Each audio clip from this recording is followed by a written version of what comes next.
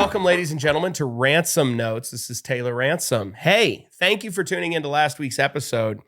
We've had a lot happen since last week. I feel like I have to let you guys in on my life. I have to tell you what's going on. Lately, I've been in this thing that happens to me like once a year. I get like a certain amount of existential dread. I don't know what it is, but like once a year, I reconsider my career path. Okay, I basically have a midlife crisis for about 2 weeks out of the year. Last year, I was considering becoming an airline pilot. This year, I was thinking about going back to school and getting my MBA and becoming an analyst at a hedge fund. I think that, I just have to get over that. My true calling is probably dunking on youth pastors, which is absurd because that doesn't happen. Who has, a calling like that? But that's just how it is. But anyway, I was going through this existential dread. I did what anyone would do. I called Benny Hinn. I said, "Hey, Benny, do you remember that time we were in a green room and you owed some money to the IRS at the time? And you were talking about social media because you heard I was the social media guy. And I brought up the fact that based on the views on your YouTube channel, you should be bringing in anywhere from 80 to like 150,000 a month on your ads revenue. And then you looked at me like I had cured cancer and asked me to help you set it up. And I said, your team should just be able to do it. It's not that hard. You just turn the setting on. Do you remember that? Need some help here." And all of a sudden, a single prop propeller plane landed in my backyard. I have no idea how that happened. He said on the phone, he said, "Don't worry, brother, just get in the plane." And I got in the plane. I'm going to be honest. I was a little offended that it was a single prop propeller plane. I'm like, come on, this isn't even one of the good ones. This is the one you let your grandkids use on the weekends for fun so they can feel special. But I just got over that. I got over that because I'm humble. I'm the most humble person. Believe me, I'm beyond humble. Everyone knows I'm one of the most humble people in the Christian meme game. Everyone knows it. That's what they say. That's not what I said. That's what they said. Can you believe this? And so I get on the plane. I land in Florida. Turns out he booked me a sozo session. Okay, a sozo session in Florida. I walk up to an unmarked warehouse. I get inside. There's atmospheric music playing. I think there's frankincense or like some sort of incense burning. There's like 5 middle-aged women wearing "I Stand with Israel" t-shirts in the corner, just rocking back and forth, going sha-ta-da, and doing the bit. There's like a 72-inch TV screen playing Kim Clement videos. He's prophesying about Trump's 8th term or something. And, at this point, I'm not asking questions. I just said, "Daddy God, take the wheel." I'm letting Jesus do his thing. And, I start to pray. I pray for like 6 hours. Out of that, I have a suppressed memory come up that apparently was causing all of the problems. And I remembered that when I was 7 years old, I met Bible Man. That's a true story. I did, in fact, meet Bible Man when I was like 7. I remember it vividly now in the midst of this sozo session. Me and my dad and my brother went to a Lifeway Christian bookstore in Evansville, Indiana. Bible Man was doing a meet and greet before Bible Man Live. Back then, they used to do these Bible Man Live shows where they fought with like plastic lightsabers and stuff. It was kind of cool. At least at the time, it was really cool to me. And anyway, I show up to the Lifeway Christian bookstore for the meet and greet and nobody's there. It's literally just me, my brother, and my dad. And then, Willie Ames in the Bible Man costume and Cypher. Cypher's there too. We love Cypher. We love Cypher so strongly. And, I'm there. I meet Bible Man and Cypher. I get a cool picture. I'll put it up. If you're on video, you can see it. So, I'm not making any part of the story up. It's entirely true.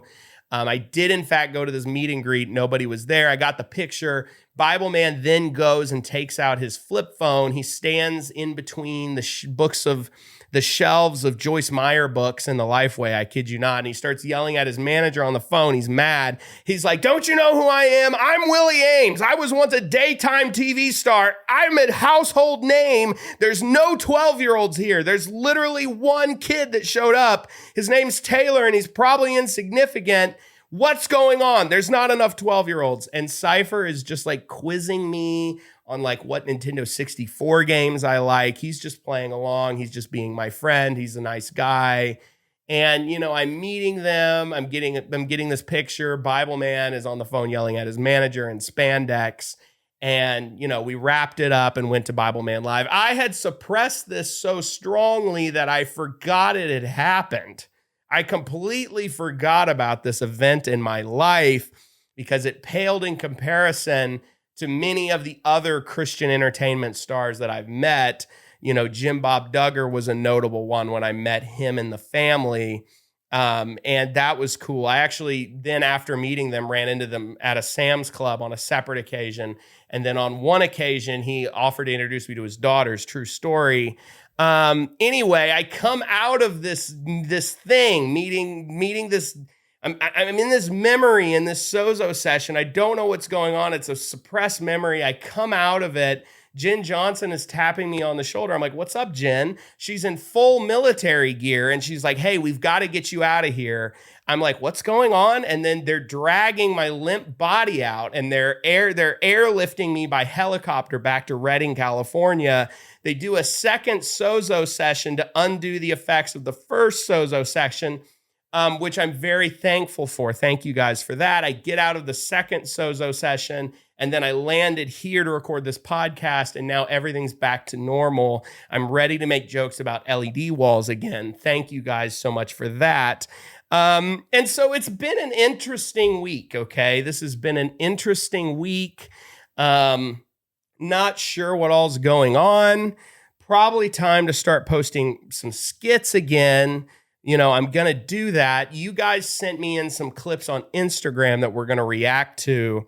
It's interesting. I went on Instagram and I said, hey, send in clips of like church fails and like goofy church productions and send in like fun stuff. I asked you guys for fun stuff, nothing that serious. I'm not doing theology takes on this show. Theology takes just aren't really, there's enough people doing that. I don't want to be that guy, okay? Just send in the fun stuff. And then you guys send in so much stuff that I probably have content for the next year, and I probably have enough blackmail to get me into green rooms for the rest of my life. So thanks for that, I guess. Thanks for that. But regardless, we're going to react to some of these. I think it's going to be a good time. I do want to say thank you again to everybody who's listening. And everybody who watched the last episode. This show is about having a good time, okay? We have a good time on the show. My views are my own. They don't represent anyone adjacent to me or loosely connected to me. Look, if you're going to get mad at me for my views on this show, you can get mad at me. That's fine. I'm a big boy. I can take it, okay? We're going to watch our first clip. Someone sent this in. It's been going viral on the internet. I've seen everybody posting about it. I figured, why not throw our hat in the ring on Ransom Notes? Let's take a look at it now. I believe kingdom come. Nice. And all the colors will bleed into one. Bleed into one. Yes, incredible. Incredible. So we have RFK Jr. leading worship now at church. I love that. Personally, I think that's great. I think if RFK Jr. has turned from, collecting bear carcasses in the park, now he's doing U2 covers at mega churches. I mean, that's an expected turnaround. That sounds about right. I'm not upset about it at all. I think it's great. This is something churches have been doing for a long time. Okay. If you guys watched this video on audio, it's a man who looks like RFK Jr. He's dressed up like Bono. There's a choir behind them for some reason, and they're singing a U2 song. I think the lyrics have been revamped a bit to represent their church. I'm not sure about that. I don't really listen to U2 because, frankly, it kind of sounds like something I would hear at the gym, but that's okay. Churches do this all the time. Look, I'll be honest. I've done this before, okay? Before TikTok started paying for videos, I worked at megachurch, And there's actually, there was one time, I kid you not, I promise you, I'm not making up a word of this. I actually played Colonel Sanders in one of these, and there was a song and dance number that I did as Colonel Sanders at my church. And I promise you, I have gone to great lengths to ensure that you will never see this footage. Nobody has it. Maybe I have it. I don't even know if I have it. I might not even have it. I might have scrubbed it from my own servers just in case, someone wanted to hack in and grab that. But this is something churches do all the time. I don't know what the thought process is. We seem to have this idea that, hey, let's get this star that was big in the 90s or the 2000s. Let's find a guy out of the men's ministry to come and do it. And then let's do a call to salvation afterward. This is exactly how the Apostle Paul evangelized. So I credit them for that. I think it's very smart.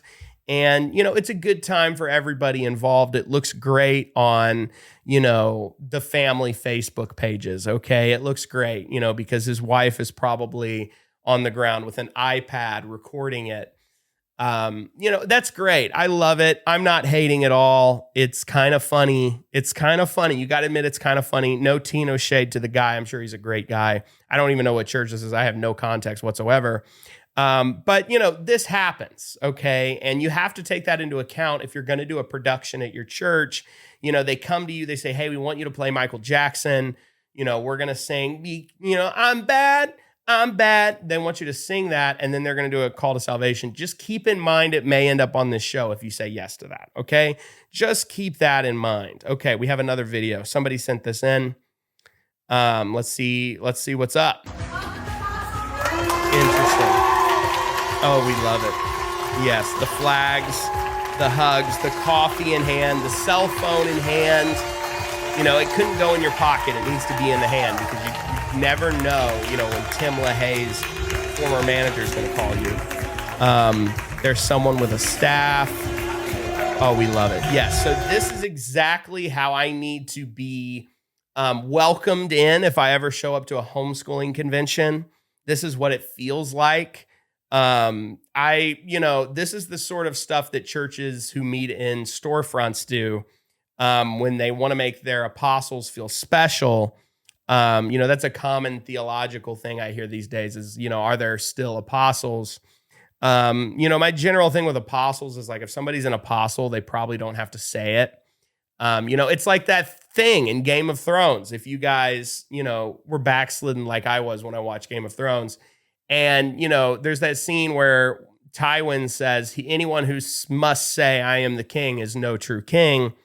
That's kind of how it works. Okay. That's how apostleship works, in my opinion, in the Protestant church anyway. But it's a great entrance. Okay. The guy has straight entrance to the sanctuary. He's going to go sit on the front row. He's got his coffee. He's going to be texting someone on the phone while worship's going on. Then he's going to get up and preach, probably prophesy in there somewhere. It's great. I love it. I'm all about it. I don't know these people. I don't know what church this is, but you have to love it. Okay. Next clip, we have another one. Okay. Nice. Nice. So they're in a church. They're singing a song repetitively. It says, I want to burn forever like this. I want to burn forever like this. I want to burn forever like this. The caption of the video says, kind of the opposite reason I came to church, but okay, which is true. I do have some questions for people who write worship songs these days, because we're getting to a place where worship songs don't really make as much sense as they used to. One of the songs I have more qualms with than any of them is the one where it goes, shake up the ground of all our tradition, break down the walls of all our religion. Your way is better. Your way is better. I hate that song. I'm being honest with you. I can't stand it, because shake up the ground of all our tradition, break down the walls of all our religion. Your way is better. It's insinuating that the body of Christ, which is the church, and the body of Christ has been somehow doing their religion wrong for 2,000 years. But now you and your buddies who met in the Trader Joe's parking lots, you're all wearing hokas. you guys know a better way now because God actually kind of kept it a secret this whole time and he told you. So that's my general feeling with worship songs these days. I think the Protestant church, which I'm a part of, the evangelical church, I think we probably need to just take a break for a week, just for 1 week. We need to probably go back to the Redback hymnal or something and just take a break. And none of us are going to know the songs. We're all going to be like, what's going on? But it's fine. And then we're going to get back to writing worship songs again. Hopefully we're not saying dumb things anymore. That's kind of my thoughts on that. Probably a little bit brutal. We have another clip sent in from Jonathan Malm, who has a great page on Instagram. You should check it out. I saw this clip and I said, I've got to put that on the show. So we're going to take a look at that. It's right here. And let's go for it. Circles are better than rows. Circles are better than rows. Life is better in circles than in rows. Take your row and turn it into a circle. Circles being in circles. In a circle. In circles versus rows. Out of rows and into circles. Circles are better than rows. Circles Doesn't happen in rows. It happens in circles. Circles are as important as rows. grow more in circles than we do in rows. Circles. So circles are important. This was a video of a clip of 20 or 30 different churches who all were talking about circles. I guess we're into circles now. Personally, I think there's other shapes that have value. I'm not sure what happened here. This reminds me of that clip I see on Twitter all the time. People share where news coverage is covering a particular subject, and it starts off with the frame of one news television show, and they're saying something, and then it cuts, and there's two. Now they're showing two different news sources. They're both saying the exact same thing as though it's on a script, and then it cuts, and there's a third, and then before you know it, the whole screen's filled up. There's 50 news sources all saying the same thing simultaneously from both multiple outlets. I don't know what's going on here with the circles. I will tell you how we do things at Daddy's House Church, which is my mega church. We don't do circles. We have a triangle. Okay, so there's a triangle at the top. There's senior global pastor, naturally. On the side over here, there's interns. Those guys keep the wheel spinning, keep things going. And then over here, there's top givers. That we do things as a triangle. Okay, I don't know if you guys have thought of that, but circles are kind of circular. It's one side, and there's not really a way in. It's kind of not cool. Circles are kind of lame if you think about it. But I think it's hilarious. I don't know what happened here. I don't know who put this messaging out with the circles, but it's that time of year, folks. It's that time of year where we're rolling out our church planting material. Everybody got the same spreadsheet, okay? And somewhere on there it said, talk about circles. And so that's what's going on. But, I hope that works out for them. I hope they have huge circles, massive circles. I hope their circles are so large. We hope they're tremendous circles. We hope they're massive. And we love that. We love that for them. We're going to go ahead and go into some questions. Some people sent in some Q&A last week. So many people reached out after the last episode in relation to the Q&A questions. So many people sent in questions. They had more questions. And so I put up a story slide the other day. Instagram is kind of like our central base of command at the moment. It's going to be Ransom Society eventually is where I'm going to mostly interact with people and get these questions. But for now, we're sticking to Instagram because that's where all of the interns are. We're going to be moving soon, though. Here's our first question. Somebody said, how do you really feel about homeschooling? I got so many questions about homeschooling, which is funny. It's interesting. I think I actually have more net views on videos about homeschooling than anything else as far as, one category. I do skits on Instagram and TikTok where I'm a homeschool character, and he's basically me when I was 12. That's basically the character. And I think out of any of the other characters, I'm pretty sure it's actually the homeschooler that has the most views. because there's way more people homeschooling these days. Everybody's homeschooling these days. It's cool now. When I was homeschooling, it was not cool. I got made fun of for it. People made fun of my Bible Man backpack, and they made fun of my Royal Rangers vest with all the patches, stuff I learned that I never used, fire starting, things like that. And now everybody's homeschooling. It's cool now. Everybody's doing it, from top level celebrities all the way down to people in the street. People who live in the street, they are homeschooling their kids on the sidewalk. How do I really feel about homeschooling? I feel like homeschooling is really cool if you do it right. I feel like it's a little bit different for everybody. Everybody's got a little bit of a different situation going on. It's really good if one parent can stay at home. If mom can stay home, it works out great for everybody. If they can't, homeschooling is really tough in that situation. I don't even know how you do it. I've known some people that have pulled it off. They have the kids with grandma or something, and grandma's homeschooling, but that's kind of tough. But homeschooling is really, it's what you make it. Okay. That's what it is. You have to understand that the public school system was designed to keep kids occupied for most of the day while their parents worked. It wasn't really designed to actually educate kids the best. It's definitely not today, in my opinion. So, it's funny because I remember doing homeschooling when I was a kid, and a lot of times I would get through the material in a couple hours, a day's worth of material that somebody would be doing from 8 a.m. to, 3 p.m. When you're not surrounded by a bunch of other kids that, they're just trying to figure out how to get back home and play Xbox, you're sitting and homeschooling, it's not so bad. It's not so bad. And so homeschooling can work if you do it right. I think you just need good social outlets. Okay. Get plugged into some sort of good community where your kids can hang out with people. It's very important. And then I think if you just have to pick some good material, there's great curriculums out there these days. I don't have a problem with homeschooling. I think it's cool. I think more people should probably do it if they can. Every situation is a little bit different, but I don't have hard feelings about it. Okay. People expect me to be upset about it. I don't have hard feelings about it. I'm aware that it's weird. I'm aware that I was really weird and my friends were really weird. I'm full on aware of that. But I don't resent it. I have nothing against homeschooling. Somebody asked, what did you think of the Chick-fil-A banana pudding milkshake? This is an important question. People don't know this, but years ago, 2 years ago, I made multiple videos. I campaigned on social media for Chick-fil-A to bring back the banana pudding milkshake because I thought it was the best thing they ever had on the menu, period.